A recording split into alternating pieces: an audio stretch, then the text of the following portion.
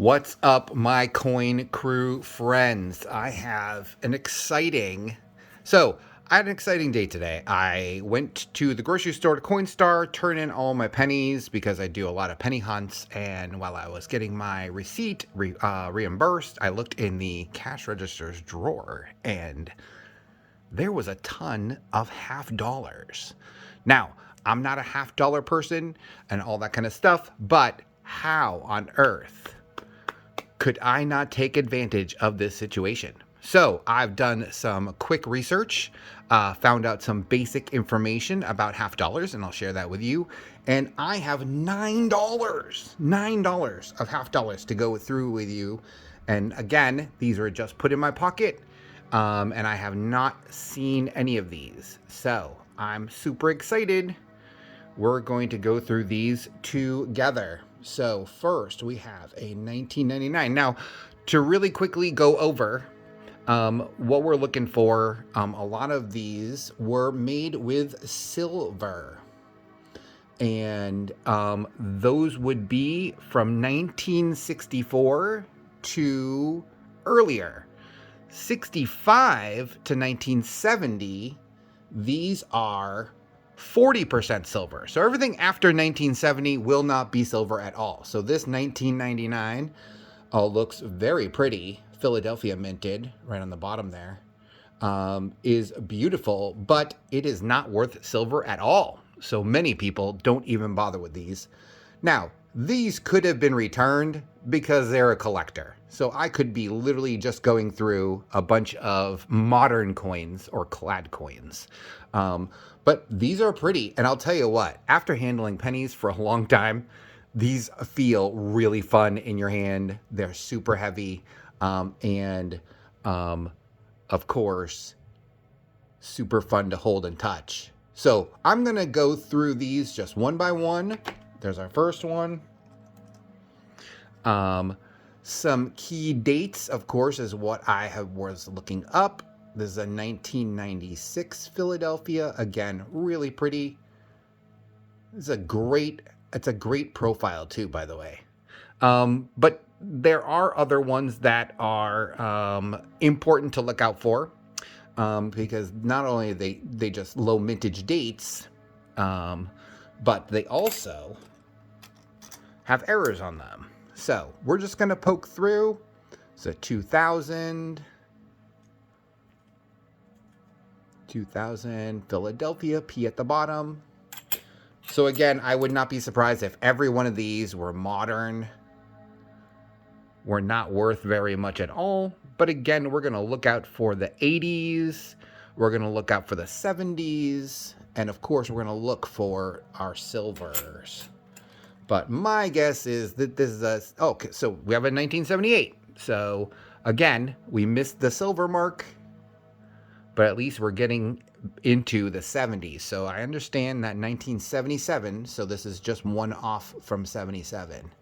77 is a key date in the fact that some were printed on silver, on actual 40% silver planchets. But we are off by 1 year on that one. So what do we got here? 74. Now 74 in theory has a double die obverse. So what we're going to do is I will set up at the end of the stack. We're going to look at this one for any kind of errors. Next one, 1980. Now 82 is another key date there. That's a Denver minted, as you can see. Now the 82 has an error where on the back side, as you can see right here, I'm going to get a little bit closer. Right between this eagle's leg and its tail, you'll see an FG. And that FG is a maker's mark. Now the 1982s have no FG as an error. So we're going to actually look. Hopefully we have an 82 and maybe we'll be able to find an error coin there. But here's an 80. They really are so fun to touch. 91, yeah, this is looking like we're not going to find any kind of real silver. This looks like maybe a silver dump, if you will. The young lady behind the counter said that it's 85-year-old mint. It's 1973. Again, 1970 to 65 is what's going to get us 40 percenters. But the 1973, we even got a little wear on it. 1989, yeah. Like I said, this is going to be fun to poke around and look at and do our thing with, but I am going to be absolutely shocked and surprised if there are any silver that are in here. So 1990, but this is pretty beat for 1990. Goodness. No 90s stuff that I'm looking for per se, although I have to admit that this back, it's lost a lot of its detail. I wonder if that's from just being beat up or if it's an actual doubling. We'll put that next to the other that we're going to check out. All right, we're more than halfway through. Again, another 1980.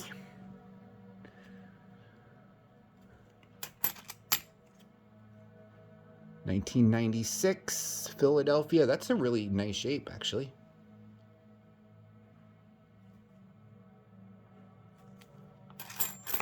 All right, we just got a couple left. 74 again. This could be a double die obverse, so we're going to put this to the side. And we're going to look at it under the microscope together. 97. Again, no silver there. Not that we're just, like I said, only hunting for silver, but 1911.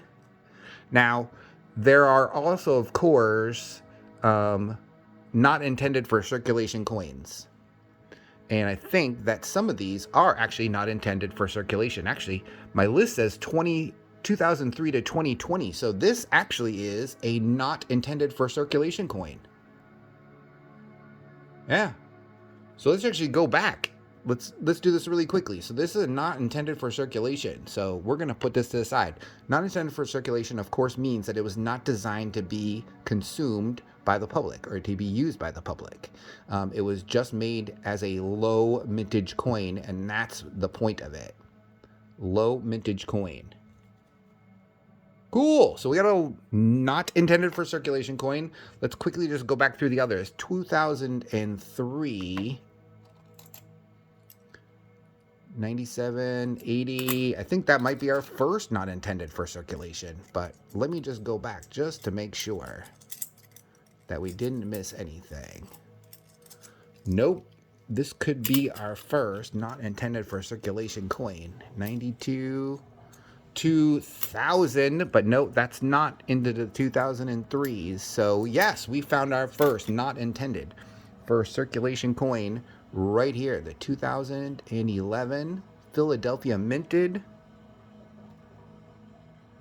It's actually really good shape. Not a whole lot of scuffy marks and stuff on it. I will take that. We got two left. We got a 1972. Now, is this a Denver mint? I do not see a D. Now, would they be on the back by chance? No. So this is a Philadelphia minted 1972. Now, if this had a D mint mark on it, then we could go to the back and again look for the FG, which we can clearly see right there. Again, it's right between the tail feather and the leg.